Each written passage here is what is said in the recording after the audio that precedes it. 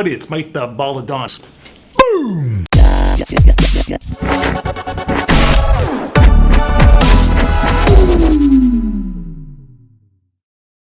Boom! Boom, boom, boom! How we doing? There you go, all the booming.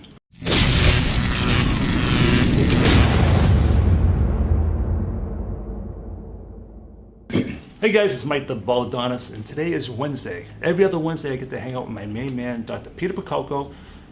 3 years ago, I came in here to see him about my vertigo.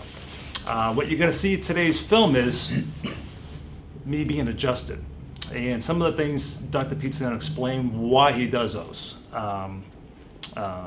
So take it away. Take it away, Dr. Take it away. Hey, thanks for watching, by the way. I'm glad to be back. Mike and I have been off for a few weeks, working on so many other projects at one time, trying to streamline this stuff. It takes time, but we love doing it. So anyway, so I wanted to tell you a quick synopsis of one of the reasons I saw Mike. Having a specialty in neurology, my passion is to look at the brain and nervous system and see how it's developed.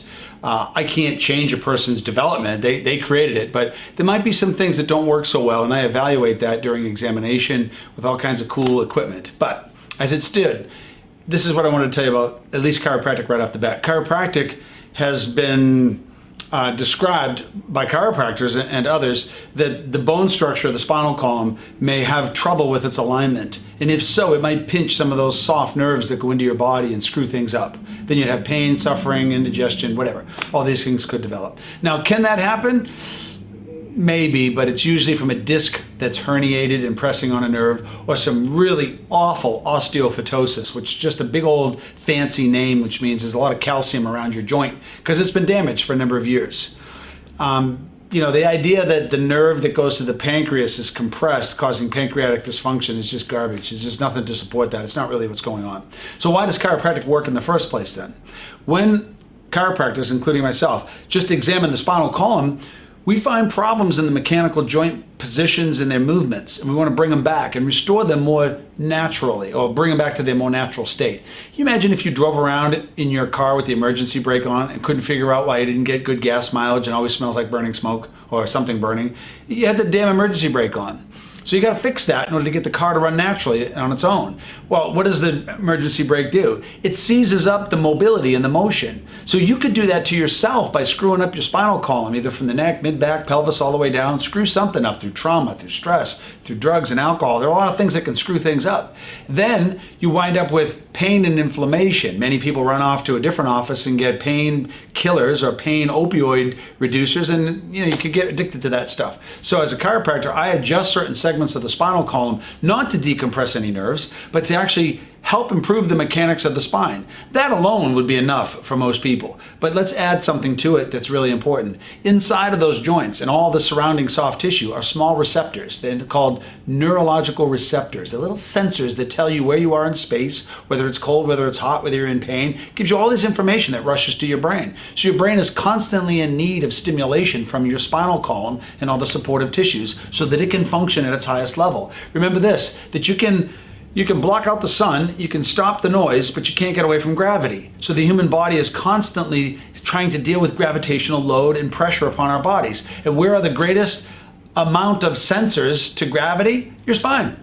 So when your spine gets stimulated by standing up and moving, all that stimulus from your spine goes to your brain. Your brain turns on and says, wow, I love this. This is great. I can fire really fast. And if you have children at home, you'll know this, that when they were 1 year old, they didn't speak too much. They speak 1 or 2 words because their brain was very slow in its actual frequency because they were very young. Then your child actually was able to stand upright. As soon as the kid can stand up, then all the weight and pressure on the spinal column is now making the brain fire at very, very fast frequencies. And as you continue to speak to your child will speak back to you in full sentences. You're like, what? How do they do that? Because the brain's on higher frequency. Now, if I brought it all the way back to Mike, what's the deal? After I examined him, he had vertigo, which was basically a dizziness, and he was kind of uncertain where he is in space. It makes him feel loopy and his head's all over the place. After I examined him, I said, listen, 2 brain hemispheres, they're both healthy, but one side's a little slower in the way it works in comparison to the other. Well, how do you make a brain work faster? Go to school, study, learn, run, ride bicycles, all those things do what? They're stimulating the brain. What happens if you goof up your spinal column? The brain may develop a laterality. One side is more dominant than the other. That's what happened to Mike. So his left frontal brain was a little slower than it is on the right. Still healthy brains, but one's dominating the other. And I'll guarantee you that in you, you're also dominated by one side more than the other. And I would pick it up on examination somewhere deep inside your body. But what you probably saw me do with Mike was with that little red and white optokinetic strip, which is this thing here. When you watch this, I'm going to do this just for the heck of it, Mike. This might be fun. Watch my eyes when I do this. Can you see that dance of my eyeballs when I just did that? What that is the brain responding to a stimulus. I'm watching the eyeballs in Mike to see how he's able to track left and right, right and left. And then with my expertise, I could say, your left frontal brain is slower because you can't track the targets to the left very well. Then all the muscles that are connected to that area of the brain begin to become softer and weaker, which then unprotects his joints and his joints begin to break down.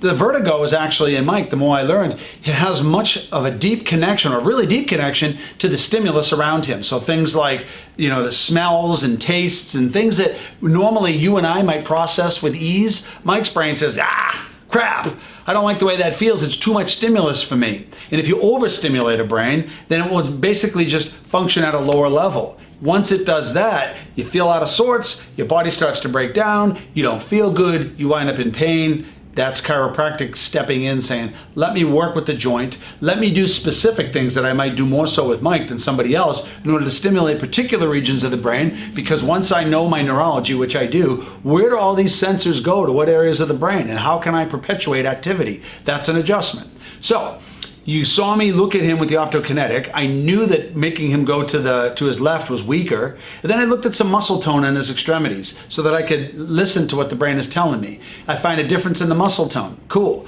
I also know his neck and his trapezius muscles are going to tighten up as a consequence. That's why I took something like this and I began to grind out the knots in the soft tissue and stimulate that tissue and break up those adhesions. On top of that, I bring him over to the other table, lay him face down.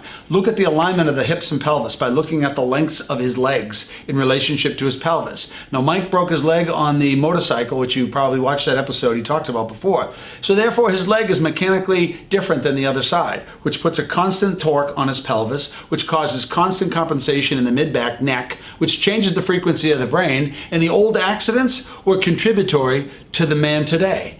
On top of that, all the sensitivities are really making it hard for the brain to stay stable, and as a consequence, the body begins to react to that. So it's really what goes up must come down. I got to stimulate both of them. Laid him on the table, checked his pelvis. His pelvis wasn't too bad today. There wasn't a big shift and a change. I was very happy to see that. But then when I went up to his neck, I know that I have to adjust the neck. The neck has the most input to the brain. So I go up and I give him a P to A, posterior to anterior adjustment, and I drop the headrest. Boom, real quick, which moves the cervical spine, stimulates the joints, fires the brain at a faster frequency, adjusts his mid-back in order to open up his ribs so he can breathe and inspire more oxygen. And when he's done, he's been manipulated in such a way that we're going to help the joint structure move more naturally. We're going to reduce any type of suffering that might be going on while we drive the brain specifically based upon what we did, and we watch the individual improve. And that today, fellas, was what I did with Mike on this specific day. Tomorrow could be totally different depending on what his needs are from day to day.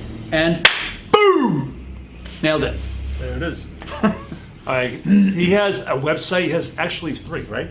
I have 3 ways of connecting to me. I'm glad you mentioned that, Mike. Number 1 is pcncenter.com. That's Percoco Chiropractic Neurology Center. That's me as a doctor. That's where you will find me.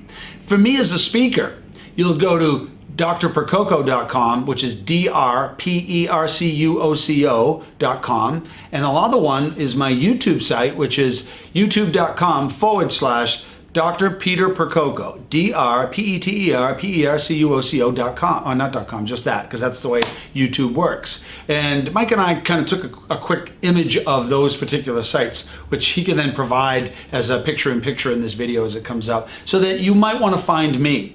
I do enough video.